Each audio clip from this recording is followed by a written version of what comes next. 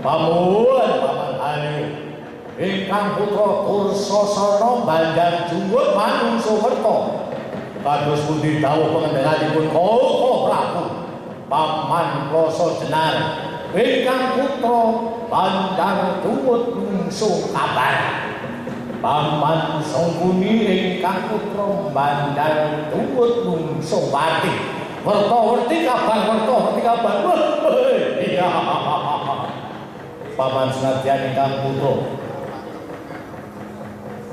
Kartomarma nderek sawanaing tebih pisawanan kula duni dungkap tune lempat anggen ngrampi dawuh mungsung warta.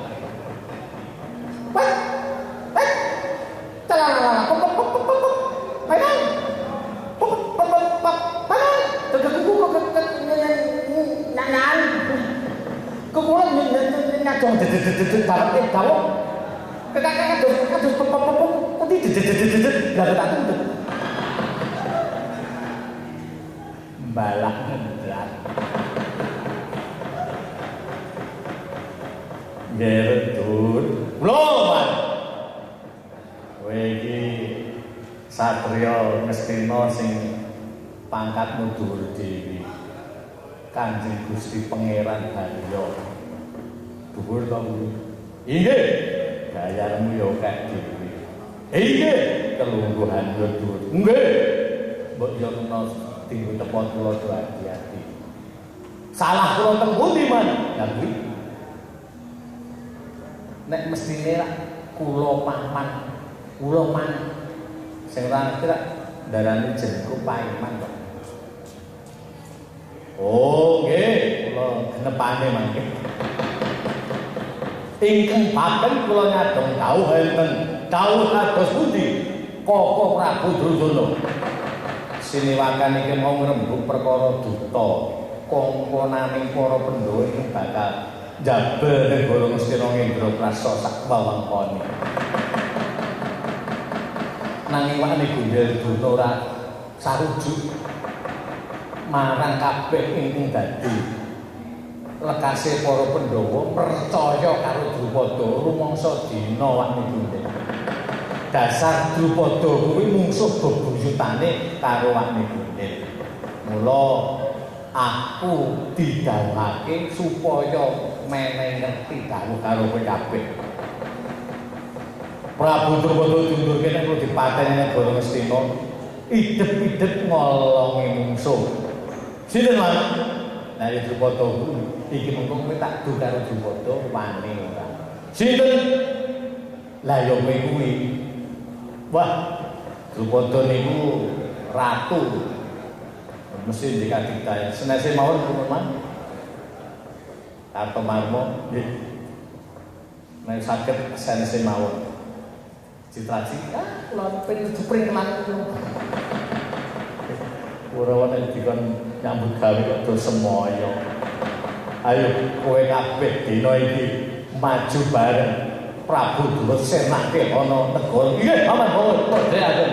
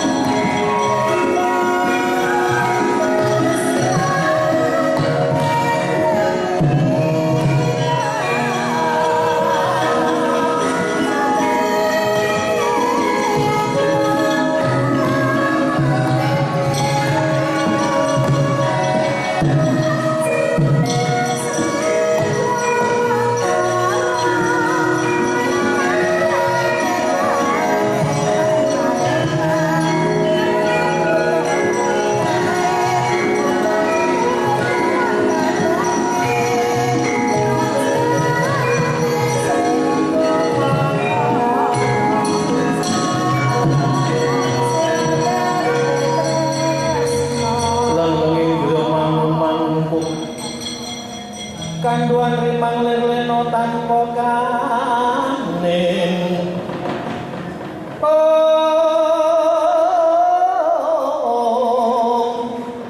yen tantu somengku sandhyah utama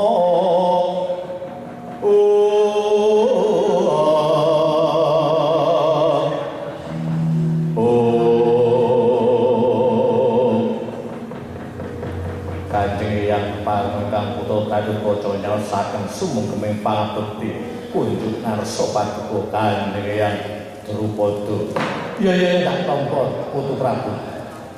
Jeneng para aturake pangabekti marang wong atus.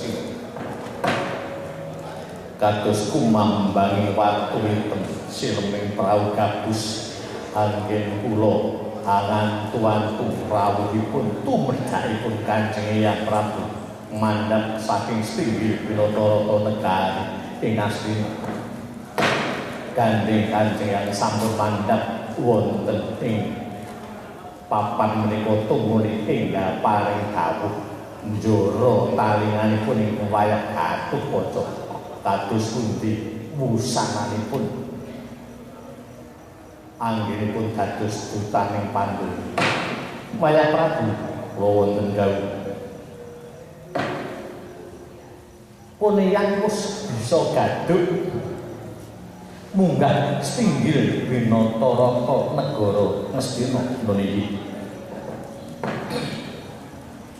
mung gumunku Prabu Duryudana kuwi tak sajoganing Nalendra mestine ngerti tata krama Udanegara unggah-ungguh ing atase ratu didayowi Nalendra ewa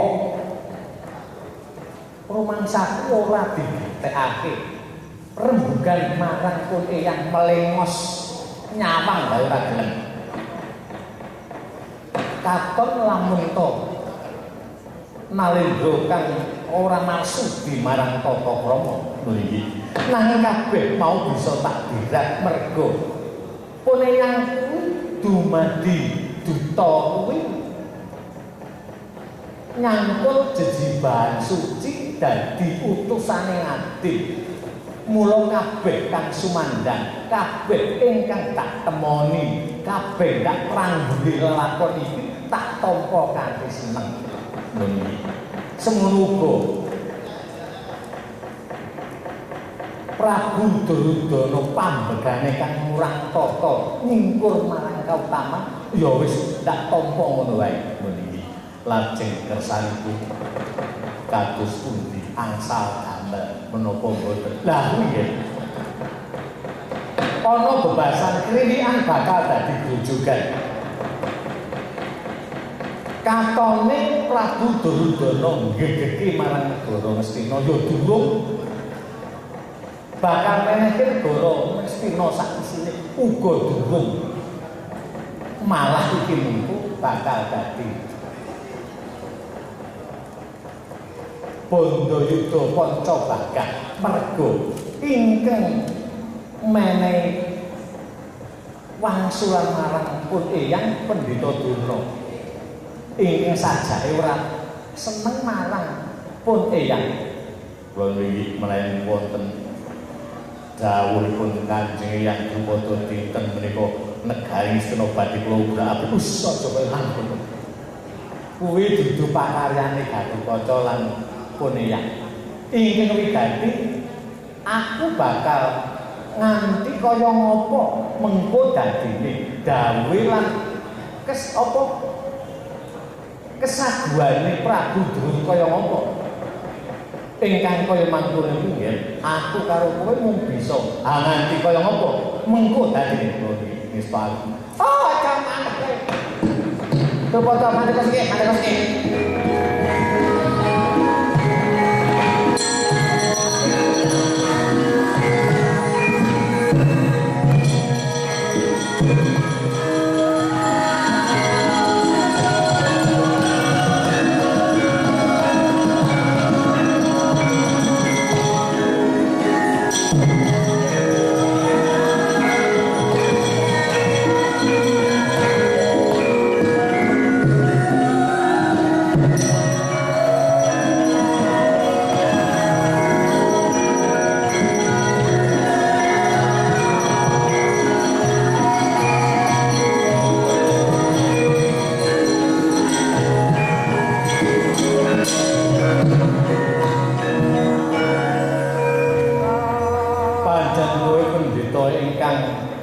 ora ngejati marang janji. Apa kamu? Aku mau ngarep wis ngendika menawa kowe ngenteni blabar kawat kenten waja negara Ngastina. Iya Duna. Kowe padha raja sadurunge aku rembugane ngakeh. Yo, pamuji ora sandikala. Patih Sengkuni Raharja. Nggih pangestu sampean boten wonten sandikala. Sembah kula kunjuk Kanjeng Hyang Druna. Oh, kakak-kakak iki. Inggih, wah kaya dicak ya. Ya selamat-selamat ora ana halang Joko. Sembah kula kunjuk Eyang Patih Sengkuni. Iya putu tak tampa. Ora ketandan ngaturke sembah karo geget-geget untu. Drumada ana parang Dura.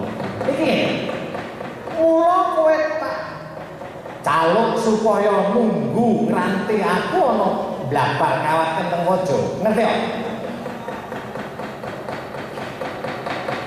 Ngiras-ngiras ngelongi mungsuh kebeneran kowe kemeka ning negara Ngastina kene ana bebasan iwak kecemplung wuwu. Dina iki bakal tak tigas sanggamu. Kalian ngelakuin sing wis-wis aku dadi wujud kowe elek kaya iki mergo saka kok kadhalemu. Upama mbiyen aku ora ndek gawe elek kaya iki mesti mesti pripun? Mesti sing sip. Lah, bagus dhewe sak negara mesti to. Terus nek bagus dhewe terus ngopo? Bagus dhewe iki mesti kaya wanita sing dosen ngoten lho. Manten kruwil napa ya iso. Apane ngono-ngono. Gampangane kowe kudu mati ora negara Ngastina dina iku. Gatotkaca dina mapat giring pamuk.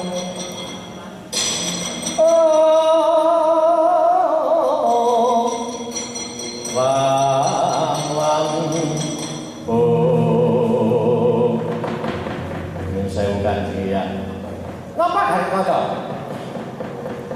Ingin tanggel jawab kali dadanipun Kanjeng Hyang Drupada menika Gatotkaca kocok menawi Kanjeng Hyang menika badhe damel cintrakanipun Kanjeng Hyang Prabu Drupada Gatotkaca ingkang boten narimaken. Piye? Kowe iki gur anake Werkudara, Werkudara iki muridku. Gek kowe iki anak Werkudara paling karo kualat. Kualat. Paling kowe karo aku. Panjenipun boten amargi panjenengan niku mapan bapa gurunipun Kanjeng Rama Werkudara boten badhe kula wani kaliyan menapa Kanjeng kawan Dura. Bener nek kowe ora wani karo aku. Nek wani karo aku palat. Inggih. Gatotkaca tunggu boten wani ngajeni kalih Pendeta Durna ning ketana kula menika satriya. Satriya menika kedah merangi ampun angkara ingkang tuwuh jagatipun sinten kemawon. Kula wawas Eyang Durna dinten menika nembe kali puting budi dipun kuwaosi ampun angkara murka. Dados kula satriyanipun ingkang badhe bingkas angkara murka ingkang wonten jagatipun Kanjeng Hyang Durna.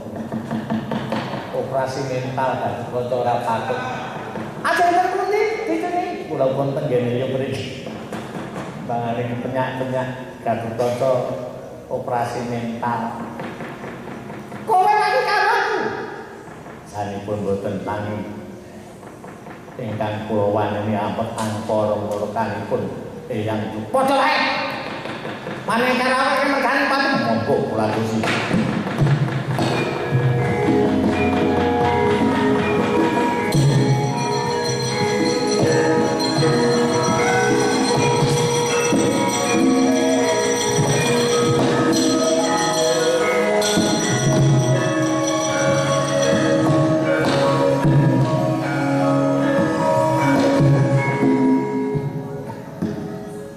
Gatotkaca wonten dawuh. Jeneng sira iki prayitna ngati-ati. Aja nganti muja harganing kameksa, muja harganing kaprajuritan. kabeh kudu mawa pitung. Kula niki ingkang saged kula nyuwun pangestu Kanjeng Eyang. Iya yen mari ngati-ati Mas Prabu Gandara.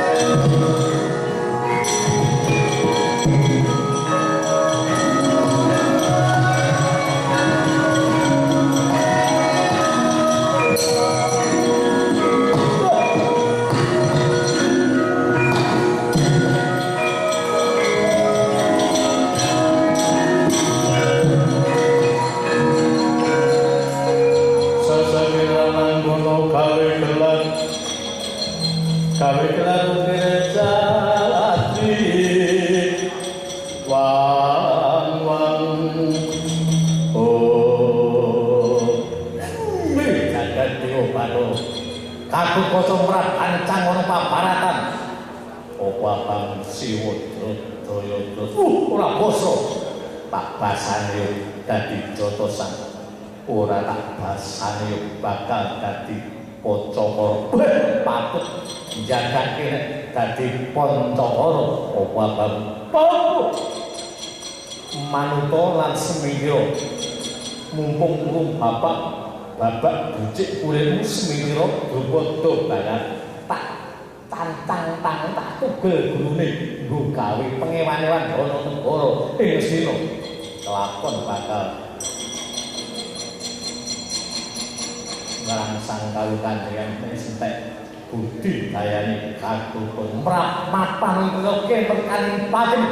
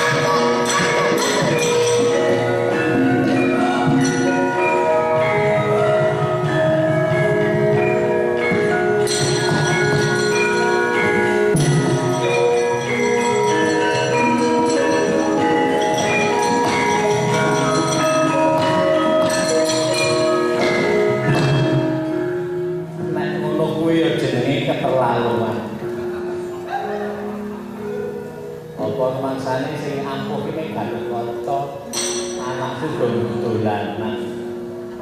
Lho, tuwa-tuwa kaya iki dek nom jago nyakil sih. Aku biar janji nyakil iki wah. Sinden-sinden itu kepeket. Tanpa nono pusakaku jenenge Kyai Senggol Mondot.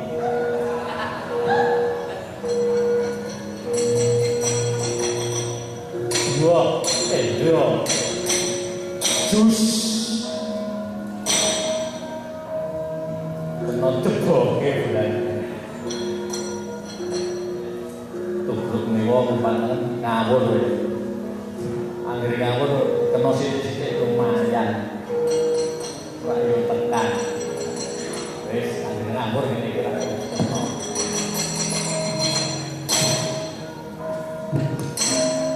wong tuwa senengane golek gawean sing wae masuk ora sak melu-melu Woodblade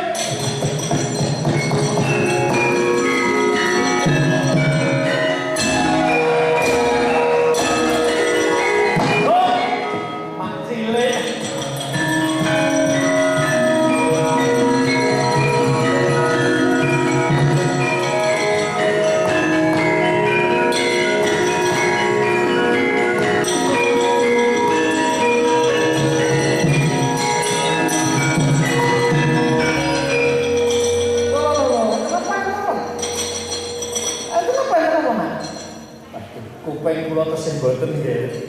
Tesih ketinggalan tesih wetah kalih. Oh nggih pun. Enten napa? Sareh yen. Ambegane ditata riyen. Nah.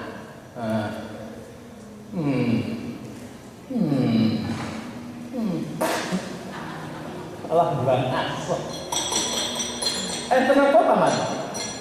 Niki wau ngeten. Didhawuhi kalih ngarsa dalem supados mateni Drupada. Nggih. Drupada gedhe atine jebul diawat-awati Gatotkaca. Nggih. Kurawa kula kreke ngrabasing musuh Gatotkaca kalih Drupada. Diawut-awut. Wane Gundal ajeng maju dhewekke kalih si Jayajatra pun kula mawon, kula piyambak kula mestheke nek sing maju Jayajatra wis nggawa godha mesti menang. Kok nate sumerep gadane Jayajatra.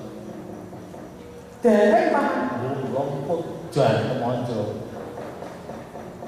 Tamake Gatotkaca. Gatotkaca tenan godha pejah. Jahipun kedhep mun boten saut keprokte berangkangan dadi tantangan ingkang minulya jagat Raden Harya Citraksi nggih wibut golek panah oleh-oleh wanahku karepe kaya Janaka iki oleh ngendhangi sidang pas panahe banter banget gunung Sisapata sirahe menungsa tugel tanpa tilas. Citraksi namake gegaman panahnya banter kaya lakune barak. Plas kudune celungut. Memacul kudu. Kene dadane Gatotkaca cumpet kok. Panahe niku cumpet karo Gatotkaca disowang sereng panahe sapa terus karo Gatotkaca dikempit Citraksi bumahe ora jamak jikwak duget-duget nanti ditawangke ning lampu barang tawak-tawake mongko situk mboten enten sing nyang mempeng ora jamak karo Gatotkaca dicekel-cek dikerjai pun saliring mulu sing ning awake Citraksi itu jan dibubuti ngantek-entek. Alis, bengos, jenggot, dodo lan liyane dibubuti kabeh ngantek celimit. keri dhewe kolore dibedhot. Lah, terus nika mundur ora wani lembian. Kok mboten lembian? Ana lembian terus mudhok. Wong tobete ora ditalen. Lah, kula sumer Gatotkaca ku gawe nirang anak-anak kula panas. Kula niku duwe pusaka tinggalane putu kula. Putune kok ninggali? Ajeng putu mati sithik. Ninggali keris jenenge Kyai Senggol Modot. Kyai Senggol Modot. Nek disenggol keris iku modot dhewe mak duduk. Mantanake Gatotkaca kula pamake tubruk kiwa mlumpat tengen milar kiwa kula tubruk tengah jus dadane Gatotkaca mboten kena tebok terus ngawur Pak ngawur wae mesti kena ngawur ditampel keris kula tengah kula bocah Gatotkaca wis kene wong tuwa malu-malu masuk bensin tak menom kula nggih awak sulang badan kula niku wong sulang arep tuwa kae ning umure sih tanggung jawab sih penuh ngrembug kanan ngrembug kene ngoten iki paman itu ngrembug sono kene kersane itu anipun ngrembug mriko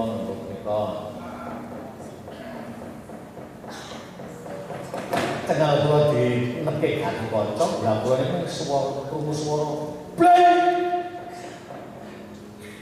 Adi sampeyan sing kondang jagat niku sinten Dursasana. Nggawa gongkotang pring gedhe banget, gebuke Gatotkaca dendani. Gebuk cengal kula ngantek ping 3 del. Bareng ping 3 nggih ngerti nek sing ditutuk niku makne cilik. Mak cilik. Kok bocah nek tutuk apa merem ya matane. Nutuk ndek makne cilik ngantek ping 3 wae ngrasa nek makne cilik. Niku bocah sakniki ngeten. Gandeng Kurawa niki ana senopati panjenengan sakniki maju perang. Nek mboten panjenengan sing maju perang Gatotkaca ora bakal mundur, Drupada ora bakal mati. Kersanipun ngasta damel senjata kunta. Senjata kunta menika pusaka ingkang kangge piandel kula bidang perang Bratayuda kedamel Jai Janaka sakniki dicoba. Nek ora tau nyoba sapa sing ngerti duwe kok ora tau nyoba. Wong kula kira duwe ngeling-eling kene nyoba njilik. Nek sampun gadah sampun sok njilik dadane wong liya. Nek njilik wong liya iku jenenge dosa. Dosa tak kepunangan. Warna-warna sampeyan niki kedah nglepaske senjata kunta. Kula mboten wani mergi menika dados sirikanipun dados apisaning dewa ing Gagari Cagat. Kula mboten saged menawi nampi dadosan mangke dosane sing nanggung kula. Nek didangu sing nanggung dosane sing kuning ngoten nek ditangi dewa. Napa saged? Saged mawon mangke dosane sing rembuki kula. Anggere ubarane jeneng rak dodolan. Sampane werna-werna menika panjenengan kedah majeng. Menapa menika sampun leres? Sampun. Bener oke bener sak jagane nek dibirba ming dadi 3. Bener mungguhe Panembah Jati. Bener saking Panembah Jati aja meneh mateni wong ngrasani alani liyan menika pun dosa. Nggih. Dosa karo awake dhewe. Sampeyan pengucap nek nglepaske senjata kunta sesuk nek perang Bratayuda nek sakniki dilepake sampeyan dosa karo karepe dhewe. Nggih. Nek sampeyan nek ora nglepaske senjata kunta niki mangke sampeyan mboten bener mergo nglanggar awisaning negara. Sampeyan bener nek salah mungkin negara mergo Gatotkaca musuh negara sampeyan senopati kok ora nami brasa. Niku sing marake sampeyan dhewe. Kula makane Gatotkaca.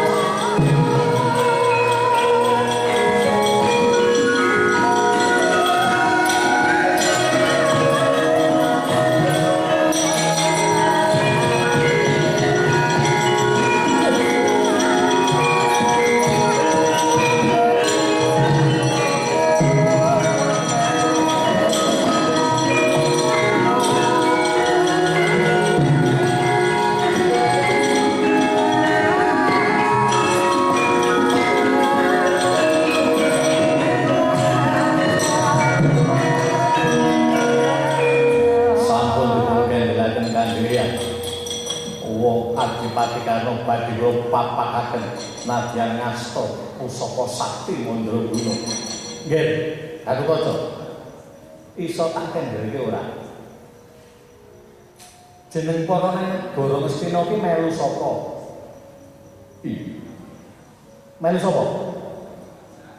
Iki dherekaken Kanjeng Hyang. Tumindak sepetak basa seklimak mestine jeneng para kudu nampa dawuhku. Aku ora dawuh kok maju iki piye? Piye? Kersanipun ora kena disuwa, aku mung pinangka duta mangerteni sepira Prabu Duryudana kuwi sejatine bakal mungki apa ora pangsulane kaya ngono. Nanging dina iki ora ana pangsulan sing gumanthok. Sasaking Rananggana gawe gelar sira wang-wang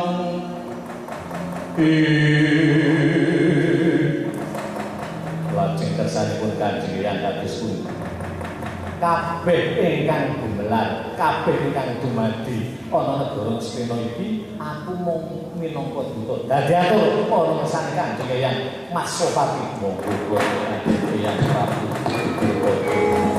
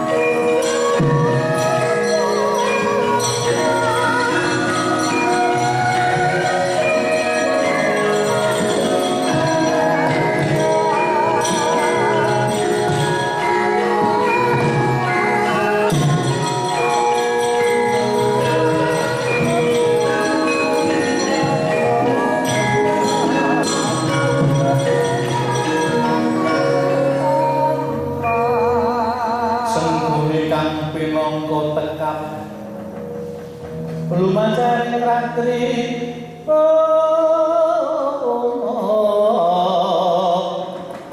karo tomarmo kang pinangka tendas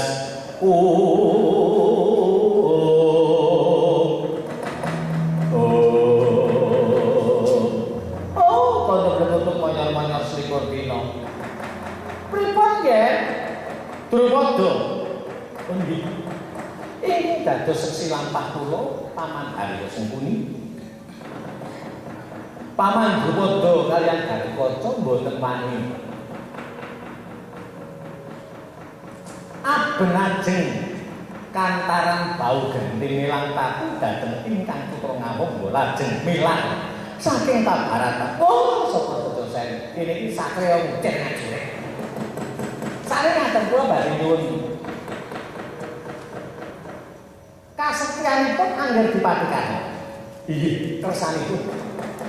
Panjenengan kaliyan Adi Cuni kula suni lumarat wonten negari Wirata. Mergi dinten menika Prabu Kresna cumandha wonten Wirata. Menawi pinanggih Prabu Kresna boten saged takoni terus dipateni ngoten mawon. Menika sanes patake prajurit.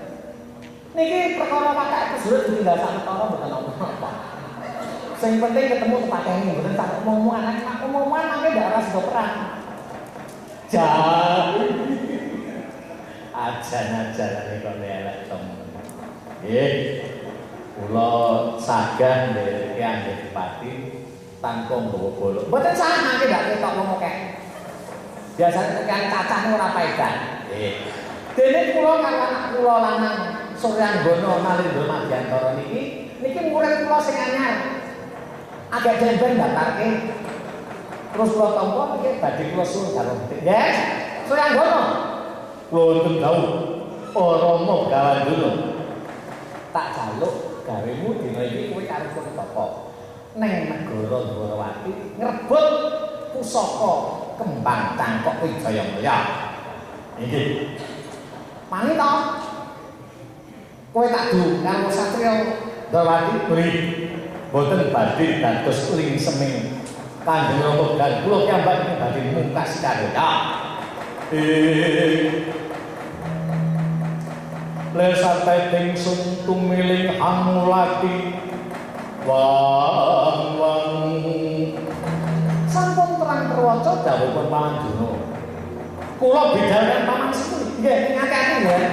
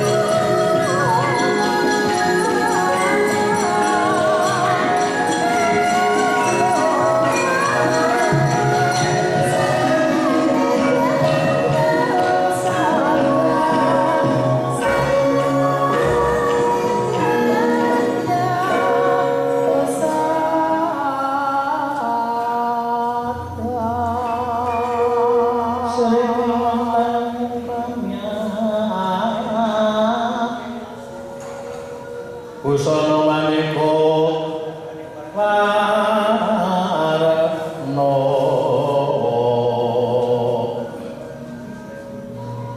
oh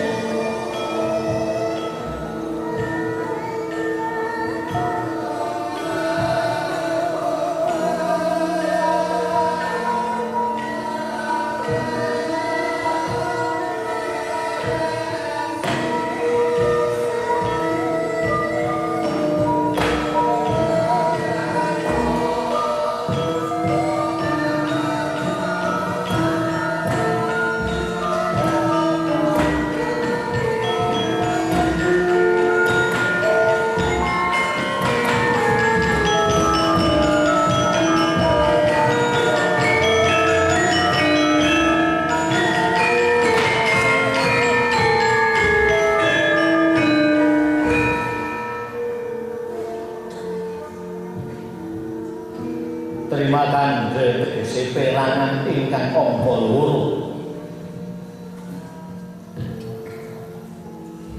Ingkang wonten madyaning Bale Wangunan saindenging Bale Makambang negari ing Dwarawati.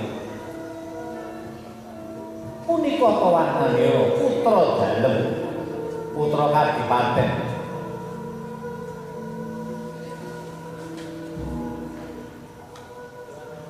Ingkang kasih Raden Setyaka. Sajuganing kalih satra ingkang beranyak pasmone nom dasare turta pasis ngadi busana angedi salira.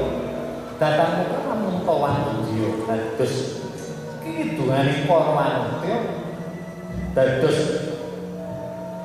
sesendhane para wanudya ing negari Dwarawati.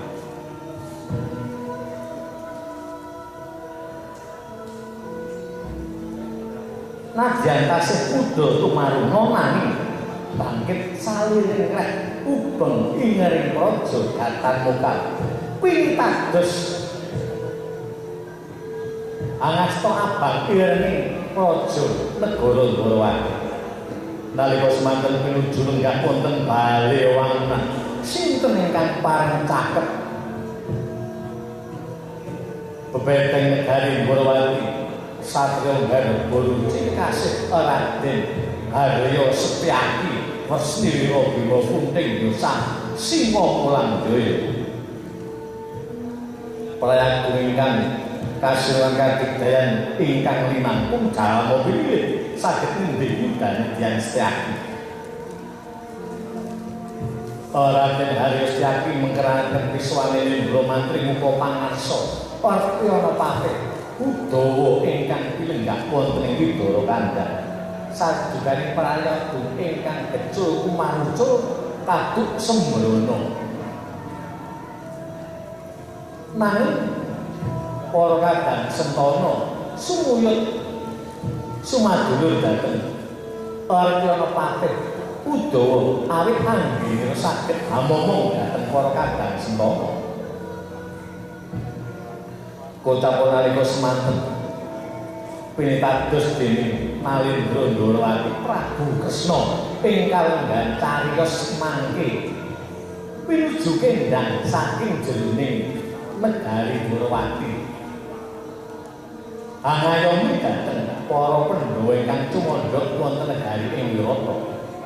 Kotapa Raden Setyaka sinareng priksa sangya para kadang sentara sampun hanya ngerti palengganira sigra angus mendaya manunggas swaraning indriya lamun ta dereng kaliya sing sami.